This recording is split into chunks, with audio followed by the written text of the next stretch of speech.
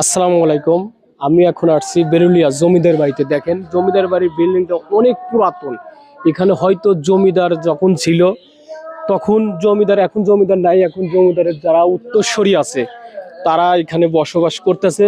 তা আপনাদেরকে এই বাড়িটা ঘুরে ঘুরে দেখানোর চেষ্টা করতেছে। আপনারা দেখেন এখানে অনেক দর্শনার্থী আসে বিল্ডিং গুলাতে দেখতে। আসলে এটা একটা জমিদার বাড়ি। এখন এখানে লোকজন কম, তবে এখানে যারা তার উত্তরসূরি আছে এখন তারা দেখতে, তারা বসবাস করতে এবং তারা এখানে বসবাসযোগ্য এখনো আছে। দেখেন এটা জমিদার বাড়ির পিছনের অংশ। পিছনের অংশ আমি চলে আসছি। বাড়িটা অনেক পুরাতন।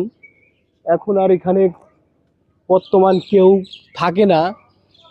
অনেক তার উত্তরসূরি আছে। এক সাইডে বেশ ছোট বড় অনেক ভবন আছে, অনেকগুলাই অনেক পুরাতন। এখানে দেখেন অনেক কবুতর আছে, পাখি আছে। আসলে জমিদার বাড়িগুলোতে দেখি, এখানে দেখি। এদিকে আসেন ভাইয়া, একটু এদিকে আসেন। তো যাই হোক, আসসালামু আলাইকুম ভাই। আপনারা কোত্থেকে আসছেন এখানে? আমি আসছি জামালপুর থেকে। জামালপুর থেকে। আপনার নাম? আমার নাম আব্দুল জলিল। জহিল। আসসালামু আলাইকুম ভাই। ওয়ালাইকুম আসসালাম। আপনি কোত্থেকে আসছেন ভাই? ভাই আমি আছি মাওয়া থেকে। মাওয়া থেকে। আসসালামু আলাইকুম ভাই। আপনি কোত্থেকে আসছেন? আমি আসছি ডেমরার থেকে। ডেমরা থেকে। আসসালামু আলাইকুম। ওয়ালাইকুম তা আপনি আসসালাম। কোত্থেকে আসছেন বড় ভাই? জি ভাই, আমি সাভার থেকে আসছি। সাভার থেকে। দেখছেন ভাইয়া কত দূর দূরান্ত থেকে লোক এখানে আসছে বেরুলিয়া জমিদার বাড়ি দেখতে।